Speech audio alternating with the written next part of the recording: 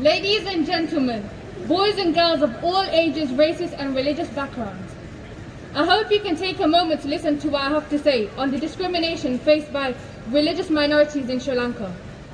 The decision by the Sri Lankan government to cremate the bodies of all COVID-19 related deaths with no sensitivity to religious minorities and their basic human rights has distressed many Sri Lankans all across the globe. COVID-19 has come as a shock to all countries around the world. If cremation was deemed necessary, why are there no other countries making it compulsory?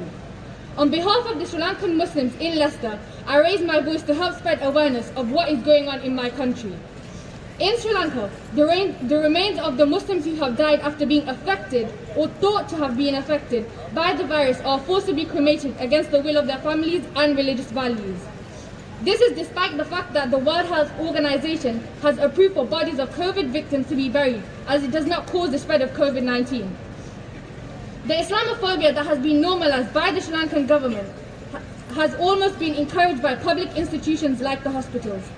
One case that completely destroyed me was that a baby, not even a month old, was cremated without the consent of the family.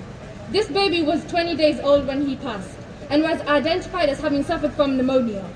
As if this was not enough, later they cremated a 46-day-old baby. I must repeat that cremation is not necessary. Also, due to the fact that these babies were not diagnosed with coronavirus, there is no justification for this. Although the media tends to bring most attention towards the babies, there are many women and men of all ages being forcibly cremated upon their death in this attack on religious rights.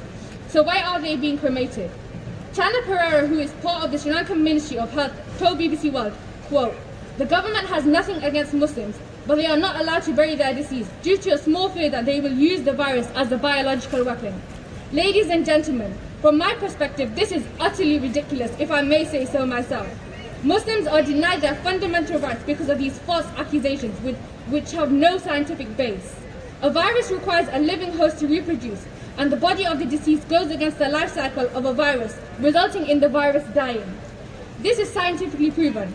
Common sense would tell you that the virus, which is airborne, would not be able to spread through the disease, as they cannot talk or sneeze. This is why I say this is nothing but hate and prejudice against Muslims and religious minorities in Sri Lanka. The Sri Lankan government has no evidence or proof to justify what they are doing. It makes me so angry knowing that the government is getting away with such horrendous acts, and I cannot tolerate how no one is speaking up about this. We as one society never seem to learn from our previous mistakes. We are seeing basic human rights being stripped from innocent people, and we are still doing nothing about it. We remain silent. Article 18 of the Human Rights Act states, "Everyone has the freedom to think or believe what they want, including the right to religious belief." Burial is a huge part of the Islamic faith, and denying this clearly goes against human rights. To make matters worse, it is not only the Muslim Sri Lankan minority that are being targeted. The Christian minority are also being denied their burial rights. This deeply saddens me, as they have no voice to speak up for them. The victims are being forced to pay for the cremations, which they are completely against. If they disagree and do not pay the body is kept in the morgue for weeks, which goes against another Islamic burial right. Our request is simple. We are not demanding that the body of the deceased is returned to us, but that we are able to bury the body according to our religious belief, just as the whole world has allowed. In other words, we are sending a plea asking for our dignity to be restored.